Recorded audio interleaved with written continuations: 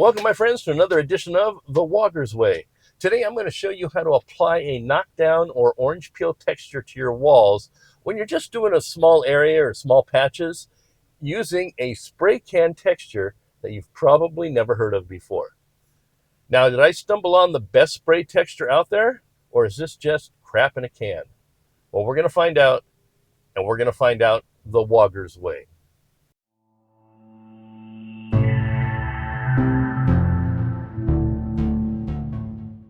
Hi, this is Brian with Walker's General Services out of Las Vegas, and today I'm going to show you how to do a knockdown or orange peel texture on your wall. And today this is for like when you're doing just touch-up patching, not where you're doing a whole wall, because we're just going to use the spray can method. So we're going to use the texture in a can, because a lot of you, especially you DIYers, you might not have a compressor or a hopper, or if you have it, you don't want to break it out and mix up the texture and use a hopper and everything, especially if you're just doing small little touch-up areas. So by using a spray can method, and today we're going to be using this one, it's called Single Shot, it's by ATX. There's other brands out there, but this is what I'm going to show you today to see how it works. And normally what happens, what do you normally do? You're going through before you're painting and you're going to touch up the wall. So you find all your little nail and screw holes, you get some spackle on your putty knife, you just kind of do this and you fill them all in. And what happens is you get all these flat areas. Well, parts of the country or other countries where your walls are flat, that's fine. But here, like on the west coast of the US, where a knockdown or an orange peel is more the norm, you're going to want to texture those patches to blend in with the rest of the wall. Otherwise, you're going to have like this house. This house has been patched over and over again over the years. There's never been any texturing done to it. So pretty much every room in this house has numerous areas of flat areas that don't have any texture. So we bring in close-up, the close-up camera. You can see these areas right here. These are all flat. So there's been no texture done on them. So what we're going to do is we're going to go ahead and we're going to use the spray can method today. My painters are coming in tomorrow. They're going to paint the whole house. So this is a good opportunity.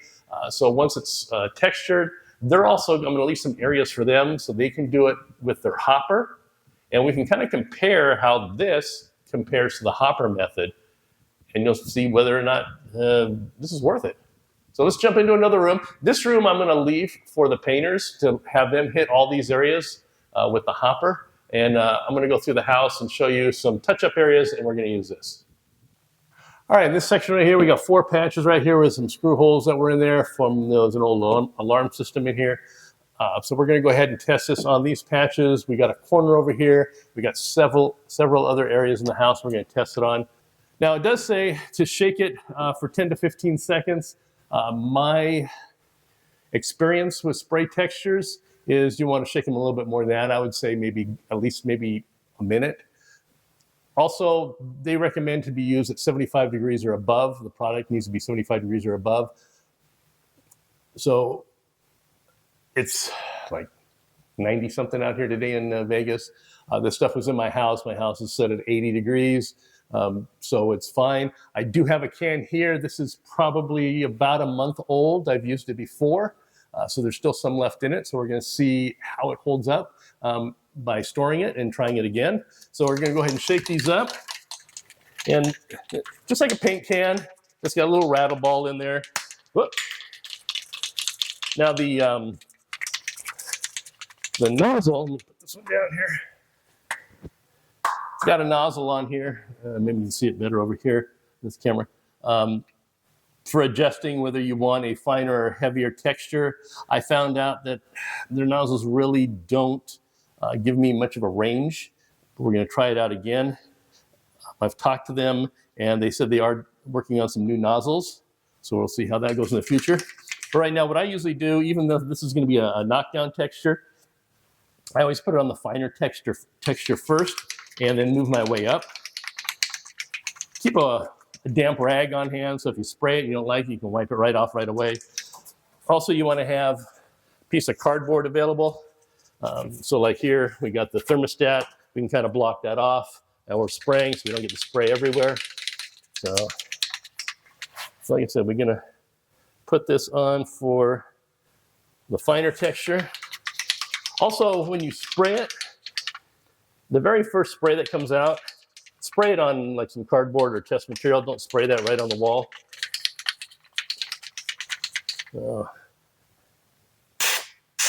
All right. So we're going to cover up our things we don't want to hit. And then when you do it, we're just going to kind of give it a circular motion. And you want to go past the patching. So in other words, don't just hit the patch. You want to go over it and kind of cover the whole area. We want to blend this in.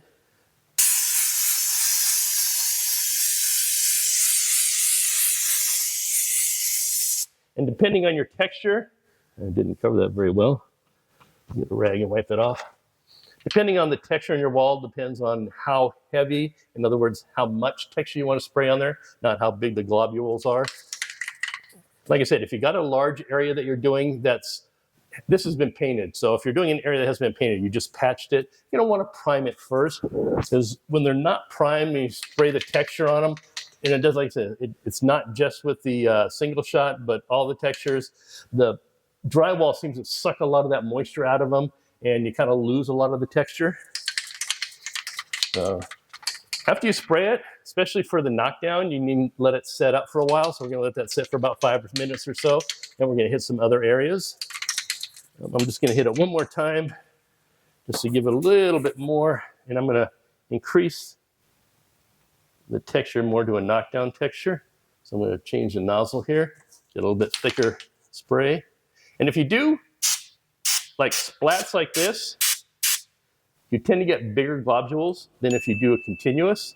So if you're doing a knockdown, sometimes just short little bursts like this work a little better if you need a heavy knockdown. Otherwise, there we go. So we're going to let that set up. We're going to hit some other areas now.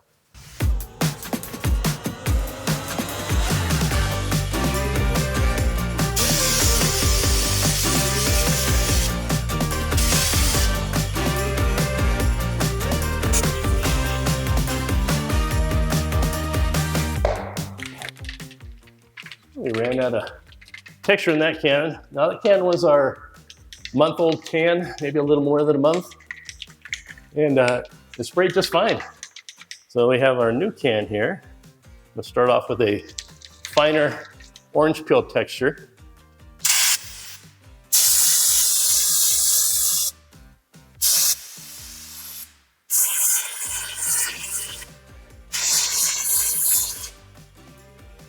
So it actually came out pretty well. I'm going to let that set up for a little bit. I'm going to knock down the heavy areas for a knockdown texture.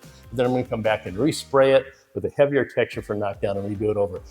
When I do my knockdown, if you look at a lot of the knockdown here, it looks like almost like there was a fine spray on first, almost like a very, very light orange peel.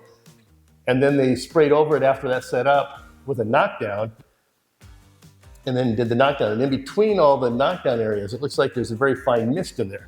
So by doing this way first, I let it set up, I'll just hit the high areas, and then I'll come through with a heavier spray and hit those, and it seems to blend in a little bit better.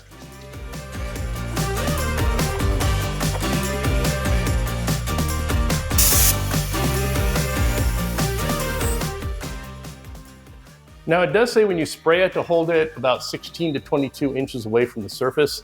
I found out when I'm doing the orange peel, when I want a very light mist, hold it a little bit further away. When I'm doing the knockdown, which is the heavier texture, I want to hold it a little bit closer, so then I'll usually keep it maybe 12 to 18 inches, maybe at the most, away from the wall. I'm probably a good 2 feet away. I'm actually off camera here, and it gives me a nice, light orange peel texture. Now after you let it set up for about 5 to 10 minutes, because you need to firm up a little bit, because if it's too wet and you try to knock it down, all you're going to do is smear it. I'm going to show you that in a little bit. Right now we let this one set for a little bit. You can tell it's setting up because it's lost the sheen to it, because when you spray it on it's wet, it's going to be shiny. So then you just take your taping knife and you're going to run it over real gently. Not going to push down very hard on it. Now the more you let it set, the more you might have to push on it. So all we're going to do is just kind of run it down, and all we want to do is flatten out those globules. And don't go over it several times. One pass on it, that's all you need. And I'm going to show you how to finish it up here in a little bit. Right now we did our first pass, we got it knocked down. It's actually looking pretty good. I think maybe you might be able to see a little bit better on the close-up over here. Now we're going to run around. Now I'm on my second can. So the first can, now I had that one-use can. It was maybe a quarter full. I didn't get a whole lot of use out of it. So technically I'm on my second can right now, and I've only barely used this one.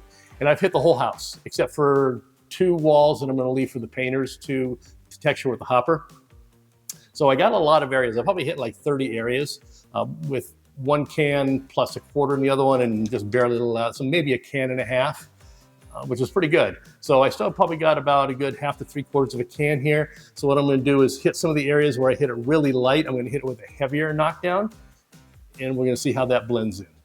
So let's see, this one's done. Let's hit, now we got a corner over here, and we got a few other areas I'm gonna hit.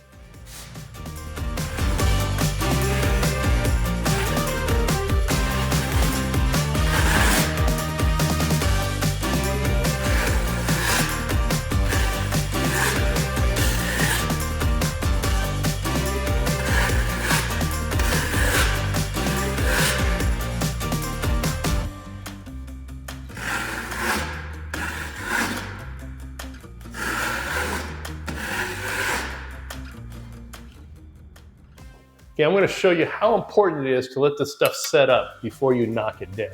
Okay, so I'm gonna spray an area right here. We're just gonna knock it down right away so you can kind of see what happens when you don't let it set up first before you knock it down. So as you're going around and spraying your areas, just kind of keep shaking it every once in a while. So I got it on the knockdown. I got it on the knockdown pressure here, or texture. So we're gonna get a heavier spray pattern. So I'm gonna hold it a little closer, probably about 12 inches away.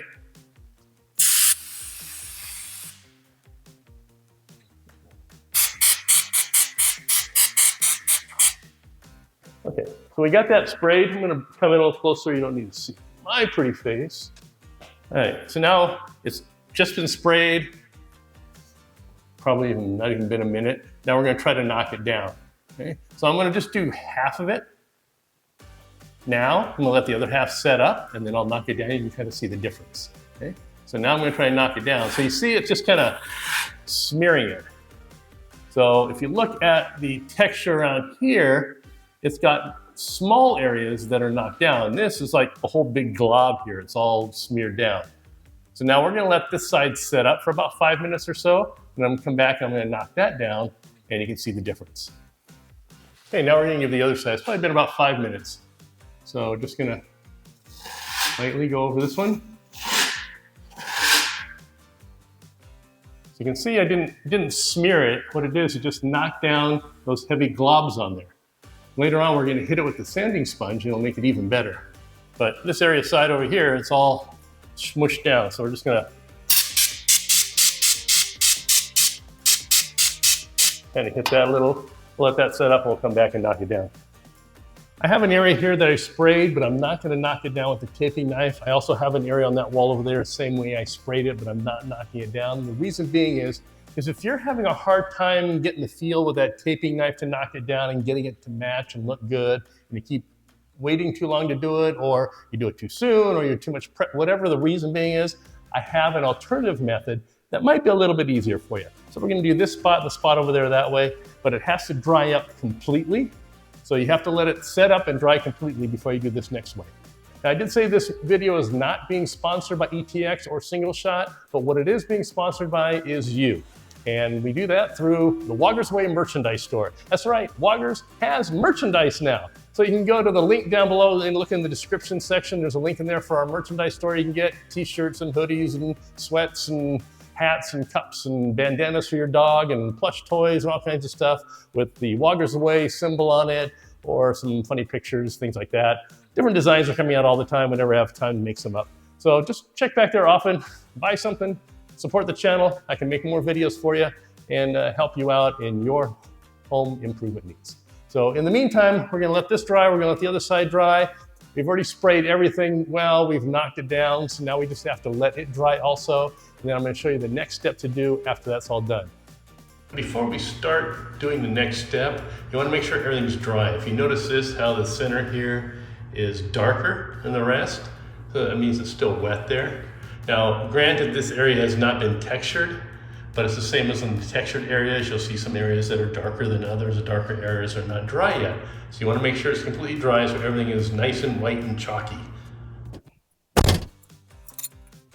So I need to give everything a little bit of time to dry before we proceed.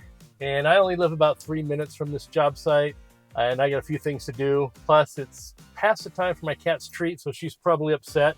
So we're going to start with that first.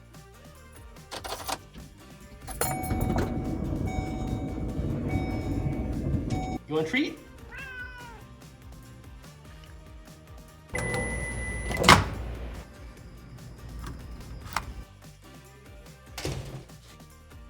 Well, that didn't take long. Still got a lot of time to kill, so let's go see what else we can do around town. Vegas, baby.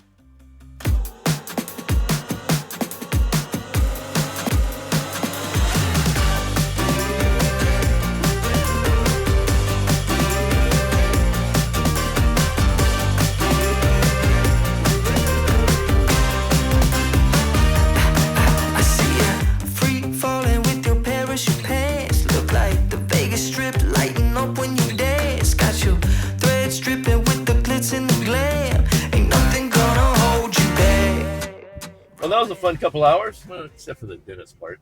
But got our work clothes back on, and we're gonna go take a look.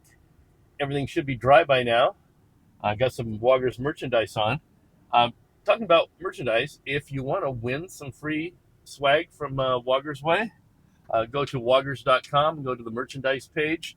It'll tell you there how you can win some free Woggers Way merchandise. Pretty much, get some merchandise. Send me a picture of you wearing it in, I don't know, somewhere exotic or something unusual. The more creative you are, the better your chances are. And if I post it on my website or in one of my future videos, I'll send you some swag from Woggers Way. But right now, we got to get back to this house and finish up this video. Now, after everything is dry and you've knocked it down and it's dry, you still need to go over and sand it because it's going to have a very rough feel to it. So if you run your hand over it, you feel how rough it is compared to a wall. Now, of course, this is painted, so it's going to feel a little smoother. But even if you paint this, it's still going to have a rough feel to it. So you need to take your sanding sponge, or in this case, I get a sanding pad, a very fine one, and all you want to do is just go over it really, really lightly. That's all you want to do. Now, when you run your hand over it, you'll see that it's a lot smoother than it was originally. Okay? So now we're going to do this to all the spots that we textured. We're going to sand them all a little bit, just to smooth them out, take all that little roughness to it, because it's all going to feel like sandpaper when you run your hand over them. So you want to do is you want to knock that down. After that's down, then we need to prime all these areas. So you always want to prime your spray patches before you paint. And if you want to know why, you can watch this video of mine up here about paint flashing and how to stop it, okay? Because you will get flashing on your paint if you don't prime this first. Okay, I mentioned an alternative to instead of using the taping knife to knock it down. So this is the one area that I sprayed that I didn't knock it down. And what you can do is after it completely dries, and the key is to make sure it's completely dry, you can take, in this case I got a sanding pad, or you can use those sanding sponges. Just make sure it's a really fine one, like this is 220 grit.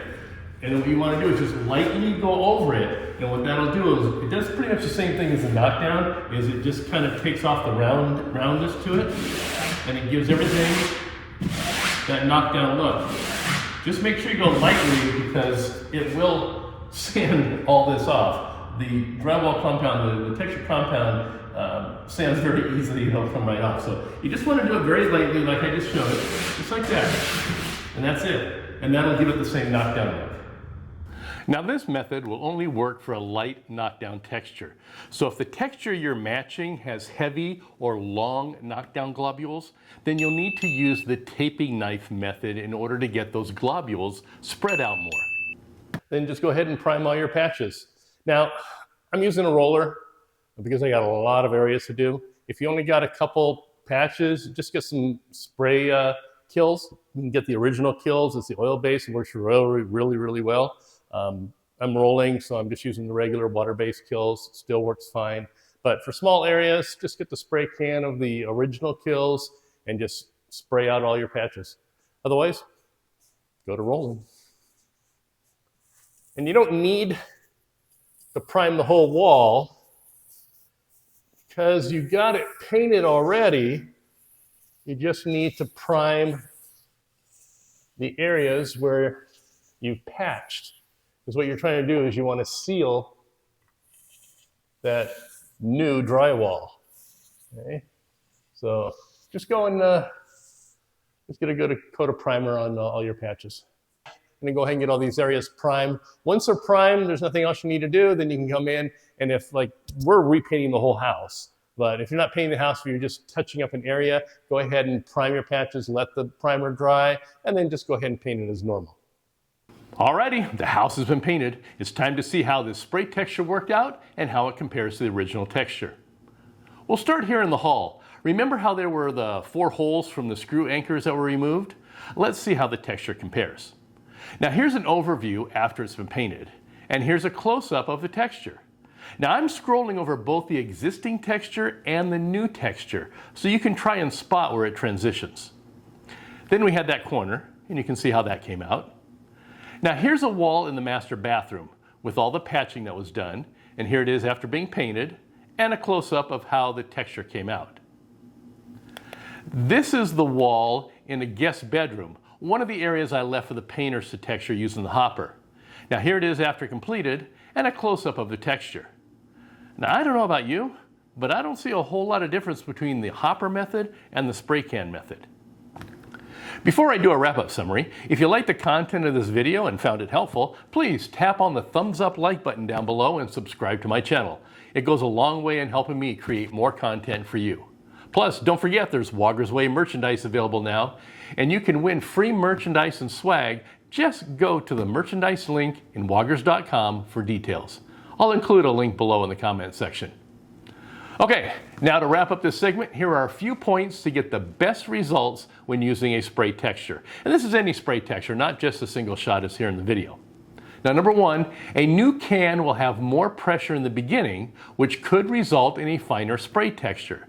It's something to keep in mind when you're trying to match the surrounding texture. Now, at the end of the canned juice, when the pressure is lower, you'll end up with larger globules. So be wary of that also. You may need to adjust the nozzle differently throughout the canned juice to keep a consistent pattern. And I found this true with all can spray textures, not just a single shot. My second tip, as with a hopper, the distance from the wall that you spray plays a large part in the spray pattern also. So play around with it to get the texture that you're seeking. Number 3, keep the can moving, or you'll end up with drips and runs, especially true if you're spraying too close to the wall. And keep in mind that sometimes multiple short bursts may give you a better result than a long continuous spray, depending on the texture that you're trying to achieve. Number 4, make sure to spray out beyond the patch to get a better transition into the surrounding texture. Now, if you just spray the texture and the texture is just not quite right, you'll really notice it because you'll have a hard transition.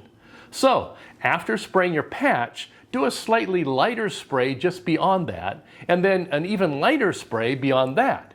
That way your new texture will feather out or fade into the old texture, giving you a smoother transition that won't be so noticeable. Number 5, don't be in a hurry when doing knockdown. The texture needs a bit of setup time before you knock it down. The wetter the texture, the more it will spread out and the less pressure on the knife you'll need, which requires a little bit more experience to keep it from flattening out. Now, if you need a lighter or tighter and smaller knockdown, you may need to let it to set up a little bit longer, so to keep the globules from spreading out too much. It'll also require a little bit more pressure on that knife, and it tends to be a little bit easier for the novice to control the texture that way. And finally, number 6, if you don't use the entire can, clear the nozzle by turning the can upside down, giving a couple short bursts to clear any material from the nozzle. That way it'll be usable the next time you pick up the can. Now here are a couple things I like specific about single shot and one issue. One thing I really like is that it pretty much uses all of the can. Now when I've used the Homex brand, it seems like it leaves, well, quite a bit of material in the can that doesn't dispense at the end, or it'll sputter and leave an inconsistent pattern at the end. Now I didn't experience any of that with the single shot. Also, it provided great coverage. Now, of course, the amount of coverage is going to depend on whether you're doing knockdown or orange peel and how heavy your pattern needs to be to match the surrounding texture. But I was able to get all the areas done on this project with just 3 cans. And there were a lot of areas to texture in this house. Almost every room had something to be done on it, and quite a bit. And the one thing I think single shot falls short on is the range in the nozzle adjustment. There just didn't seem to be that much of a difference in the fine to heavy adjustment. So if you're looking for a heavy knockdown, you may have a difficult time.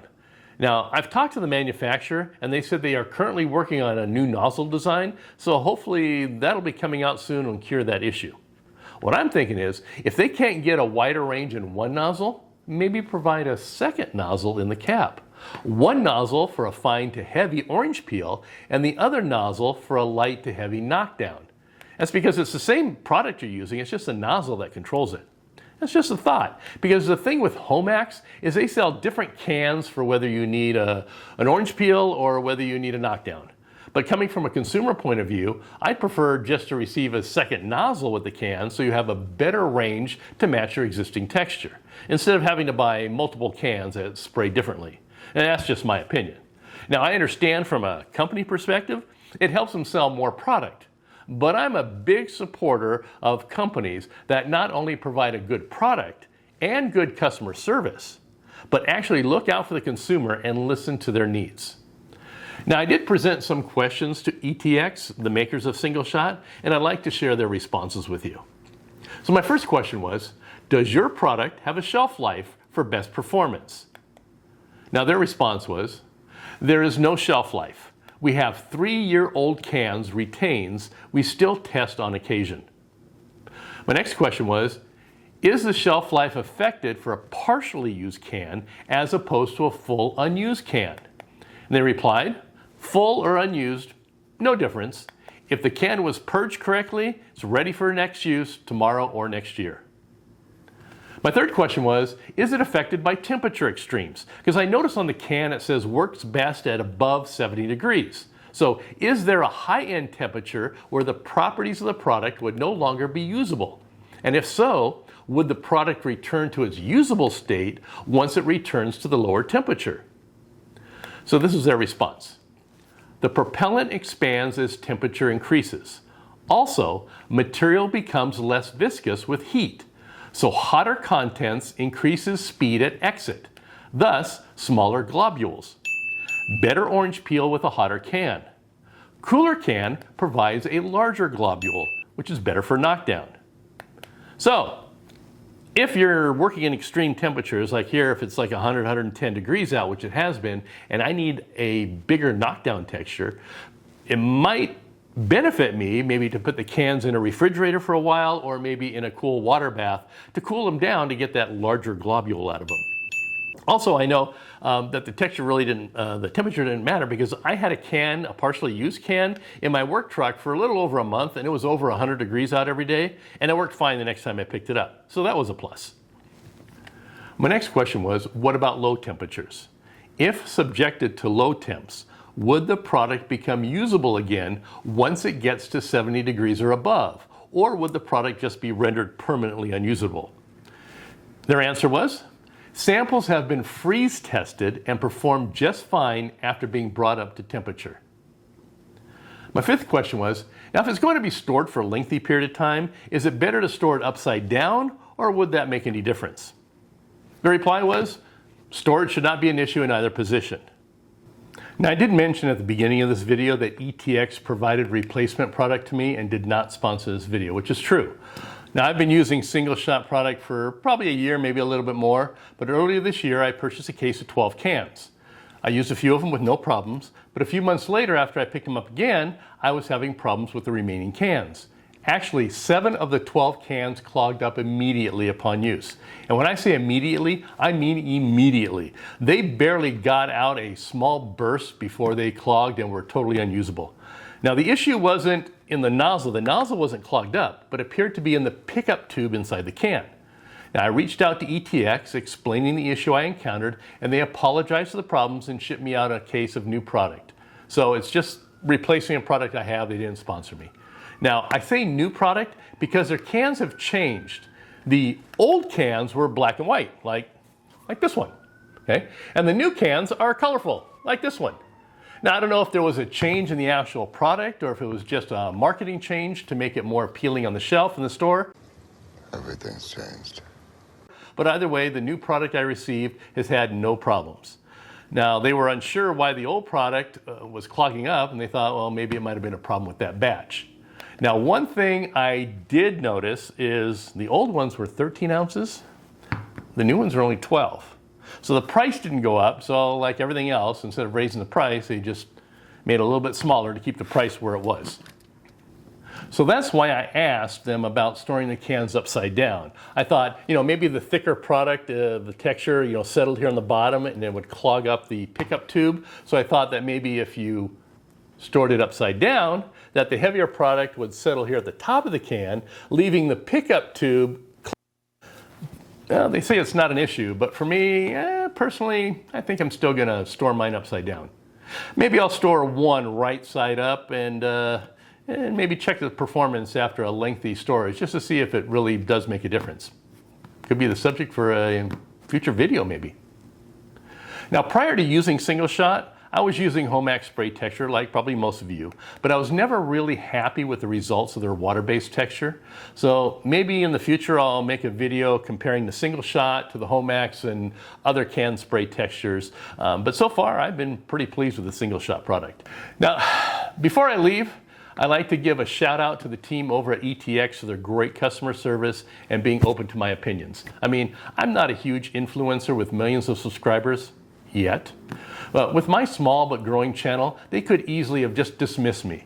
Dismissed. Dismissed? Yeah, dismissed. Not needed here. You can leave and nobody will care. But they provide a great customer service no matter what. So for that, I give them a thumbs up like, just like I like you to give to me.